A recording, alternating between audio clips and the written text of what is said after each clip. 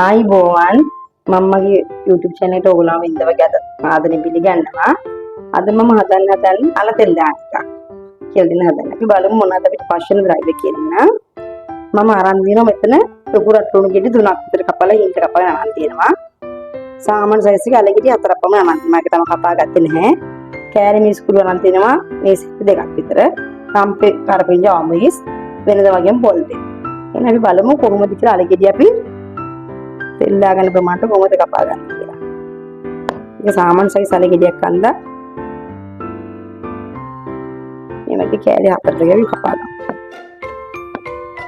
ගොඩා පොඩි කරන්න එපා. එතකොට පුඩු වෙලා යනවනේ. හොඳට තඹ ගත්තා මම. මෙන්න මේ ආකාරයට.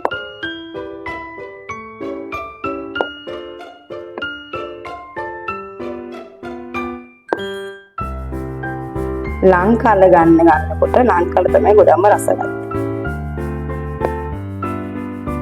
නෑකට අපි කපා ගන්න.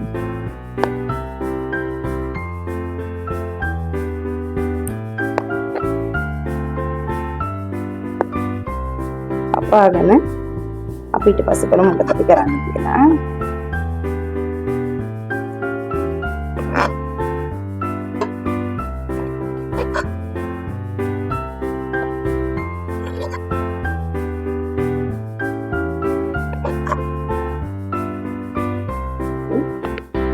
ඔන්න ඔය ආකාරයට භාජනයක අපි දිපිට තියාගෙන ඒක රත් වුණාට පස්සේ තෙල් බිඳු ටීපයක් දාගන්න.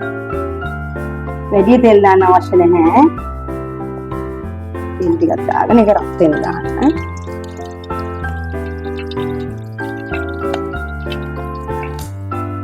ඔන්න ඔය ආකාරයට තෙල් ටික රත් වුණාට පස්සේ මේ ආකාරයට ලුණු ටික දාන්න.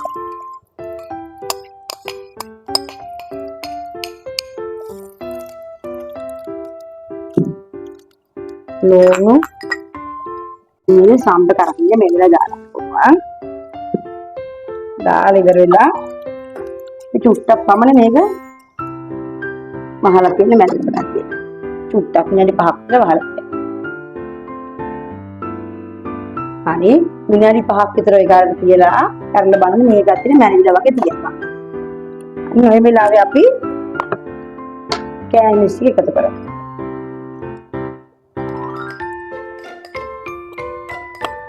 ඕගලන් ගොඩක් සැරට කන්න කැමති නම් සැර දාගන්න පුළුවන්.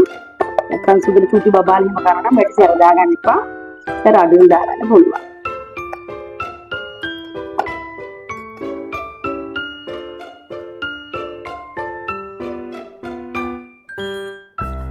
ටිකක් වහලා තියන්න.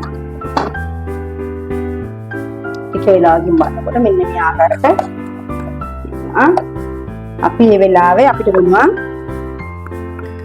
ඕගලන්ගේ රස අනුව ලුණු එකතු කරගන්න. තව අපිට මේකට පුළුවන් උඹලකද කුඩු. ඒක දැන් මම ගොඩ රසවත් මම නඩ දාන්නේ නැහැ. උඹලකද කුඩු හොඳට දාගන්න පුළුවන්.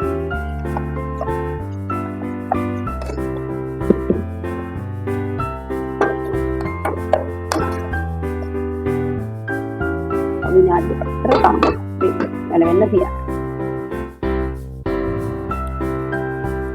අනේ දැන් හරි අපිට දැන් මේ වෙලාවෙම තියෙනකොට අපිට පුළුවන් මේකට අල ටික එකතු කරන්න.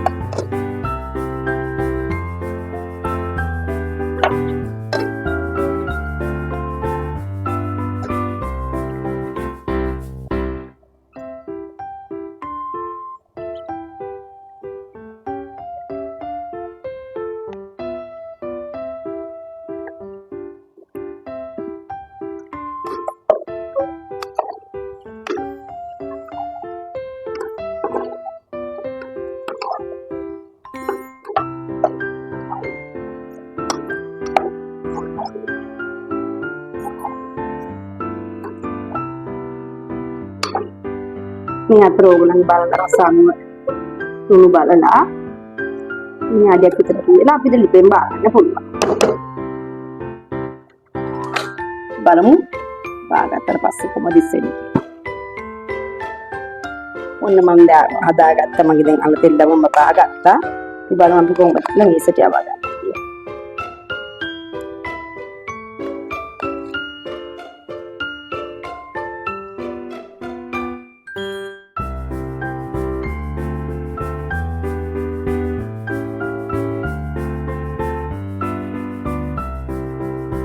එහෙම සැර අඩුවෙන් ගත්තාම ඉතින් අපිට පුළුවන් පොඩි දරුවන්වත් දෙන්න. නැත්නම් ගොඩාක් සැර දාගත්තේ මම නම් අද මොකද එතකොට කරන්න අපහසුනේ.